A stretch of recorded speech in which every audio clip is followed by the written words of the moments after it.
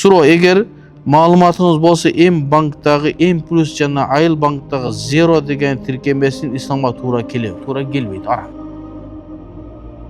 Анан бир күнү айтат да, бирөө мага айтат, сиз М-банкта иштейт экенсиз, М-банктын бардыгы адал да, дейт. Жок.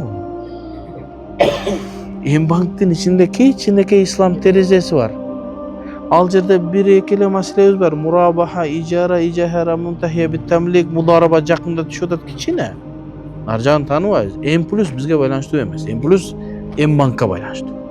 Бирок ошо М плюстун эле адалын жакында адал рассрочка деп иштеп чыктык. Сентябрдын 15-20-ларында ишке кирет. М-банктын эле өзүндөй эле. М плюстун эле өзүндөй. Болгону адал биздин ар жагын китептерди карап, ошол тартиптерге койдук. Ошо менен алсаңыз болот, а?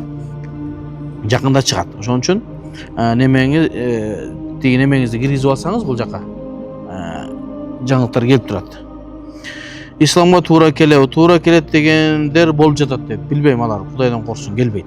Эгер туура келбесе, эмне себептен деп. Себеби М плюсту М банк баргандагы товар сатып аткан адам менен келишим түзөт, рибага келишим түзөт. Но адам келип сенден алып кете берсин, экөөбүз riba кылабыз дейт. Анан сиз барасыз дагы бир нерсени 3000 аласыз, бир айда бөлүп берүү М плюс менен. Эчтеке кошулбайт, болду, ушундай эле, ала бер. Эң сонун экен деп сен нар жакта. Башкача айтканда, 3 адам сүткорлук кылат, 2 адам пайда көрөт. Сатуучу менен банк. Аны сен билбей сүйүнүп кете бересиң. Анан кийин мында процент дагы бар. Эгерде кеч калып кетсең, убагында төлөбөсөң, эмне кыласың? Процент төлөнөт. Ошон үчүн арам болот, а?